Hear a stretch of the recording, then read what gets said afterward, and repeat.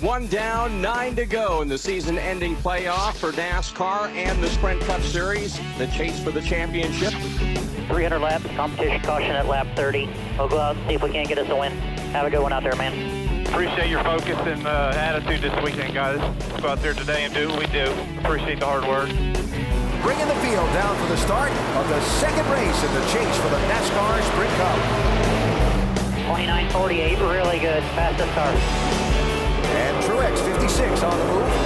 Considers this New Hampshire track a home track of sorts. Watched his dad, Martin, race here in the old NASCAR Busch North Series and had a lot of success at this track. And won in every division he's raced in here except Sprint Cup. He wants to change that. No, sir. No rear grip.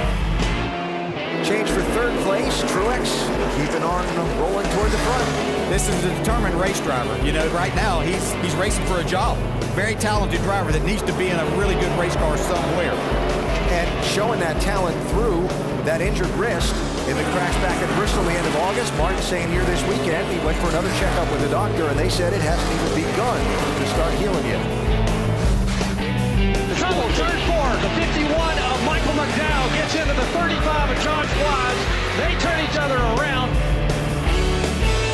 Green flag is out. Casey Kane's on the accelerator to his inside. Martin Truex Jr. I'm a little surprised that Casey Kane chose the outside, and it may not work at all. He'll get up the top spot. Give that to Martin Truex Jr. Trouble, we got a car around. Big smoke, and he's into the wall. Cannot see through the smoke. That's Jamie McMurray that takes the spin and backs it into the wall off the exit of turn 4. Think about inside and outside. You seem to be doing pretty good on the inside, but... That's what I was thinking, too. I'm having a little bit of trouble spinning my tires. Yeah, it's whatever you think, man.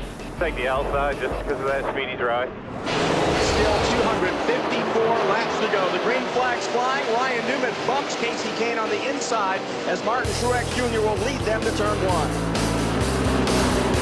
Clint Boyer racing for 16.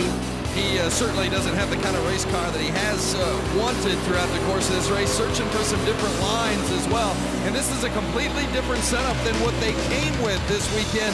They made a philosophical change about halfway through the weekend. Brian Patty said, I think we've hit on something, but we haven't seen it so far here in the early going. Definitely doesn't have the drive off he needs.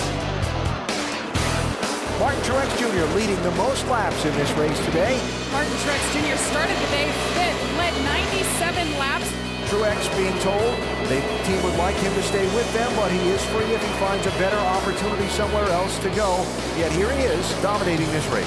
You've got more than 100% from the driver of this 56 race car for a lot of weeks, from getting injured to this point right here. He's given it everything that he had, and that's what you appreciate about a driver like this. And if this 56 team wants to make a statement to Martin that they want him to stay, what better way than to put winning race cars underneath it? I'll say this race team they have good race cars, and you can tell by what they're doing here today. And Martin Truex Jr. he's a great race car driver. Exit's been better this run. Feature's been good this run as well. We've got debris on the racetrack, and that's going to bring out our 4th Service Master clean caution of the day.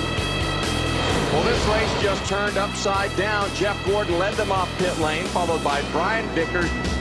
There's your track position. Well, guys.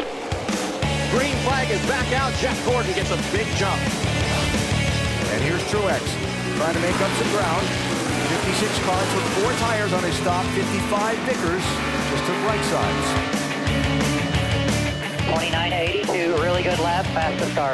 Doing good, man. P3, got 109 laps to go.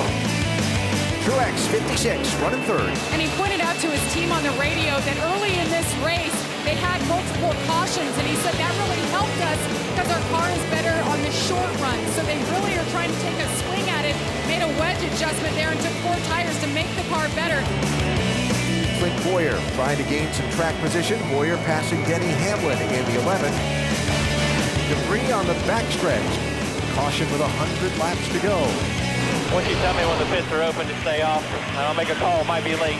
The guys that stayed out last time did pretty decent. Here we go. Ambrose and Boyer out front. Boyer gets a great restart. That was your best 1 and 2 last time, man. Nice and smooth right here. Keep it up, bud. Got to race hard. Trouble on the front stretch. We got a car sideways right in front of you guys. Casey Kane gets into the inside wall right at the start-finish line. That'll bring out the caution, and one of the best cars of the day is now sitting still. Be 43 laps to go when you take the green. We got nothing to lose. They got a lot more to lose than we do. We'll get us a heck of a restart like you always do here, man. 43 laps to go in the Sylvania 300. Green flag is waving, and again, Matt Kenseth gets out of there in a hurry. Starting to come around. 10-4, man. Just do the best you can here. Let's get out here with a top 10. Matt Kenseth powering out of turn number 4. He will win for the first time in New Hampshire.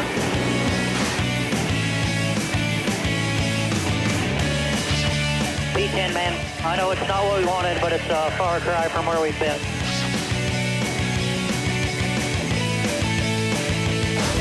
Had a good car, the first half of the race, and then the second half we just started getting tight. It's cooling off and clouding up, and just could never get it turning again. Guys did a good job all weekend. We've really struggled here the past few times, and obviously made some huge gains in the right direction.